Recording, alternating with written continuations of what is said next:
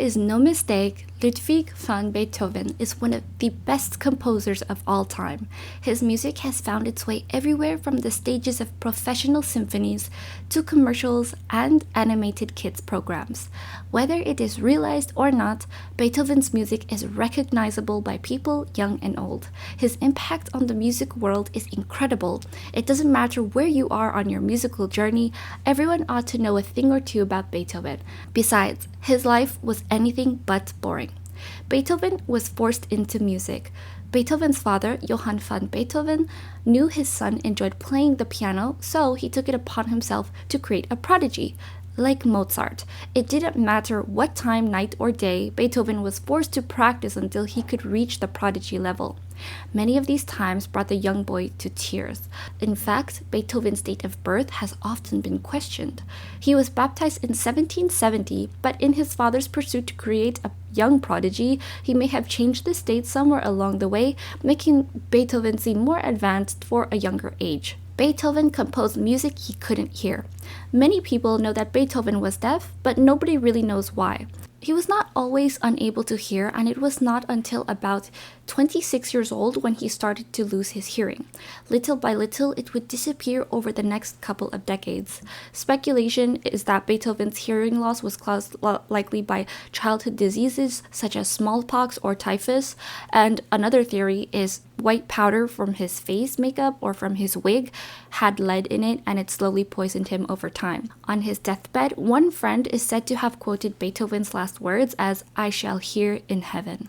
Beethoven had many health issues. It's thought that the famous German composer was plagued by a number of health issues, and it was rumored that he often drank heavily, which left him with a damaged liver. He was also said to have suffered from manic depressive episodes and erratic personality changes. In 2007, pieces of Beethoven's hair were sampled and were discovered to have had unhealthy levels of lead. This amount may not have killed someone healthy, but due to all his ailments, Beethoven may have actually died due to lead poisoning. Math was not Beethoven's forte. Many people will tell you that math and music go hand in hand, and you would assume someone as talented as Beethoven and who has unwritten unbelievable compositions would have a strong math ability. After all, compositions can be viewed as complex mathematical equations. But Beethoven did not attend school after the age of 11 years, and while he learned some basic arithmetic, he left before it got too advanced. Some have even thought of him to have been dyslexic. As a result of his lack of education, primarily math, he was terrible at managing his finances. Beethoven had control over his publicity. Beethoven was not fond of receiving negative feedback or criticism for his work. He was, however, fond of maintaining control over his public image. He apparently even informed the editor of the leading music journal at the time, Allgemeine Musikalische Zeitung, that if they wanted to continue receiving his work, they need to halt negative comments. Beethoven's heart just wasn't lucky.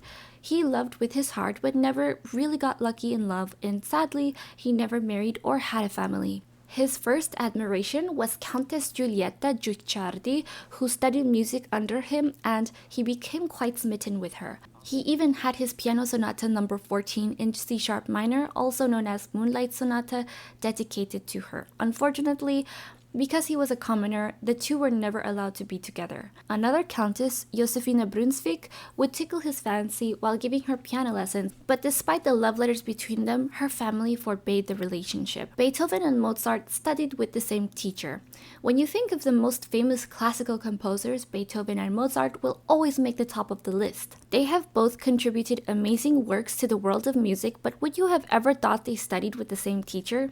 Just goes to show you how greatly talented their teacher Franz Joseph Haydn was. It's no wonder why he has been referred to as the father of the symphony. When he was young, Beethoven had traveled to Vienna in an attempt to learn from Mozart, to no avail. In his 20s, however, he returned and began his studies with Haydn. Beethoven didn't like teaching. Because of his fame and his talent in composing, many musicians sought after him for lessons. However, Beethoven would rather have spent his time composing or doing anything but giving piano lessons. That is, of course, unless there was an exception.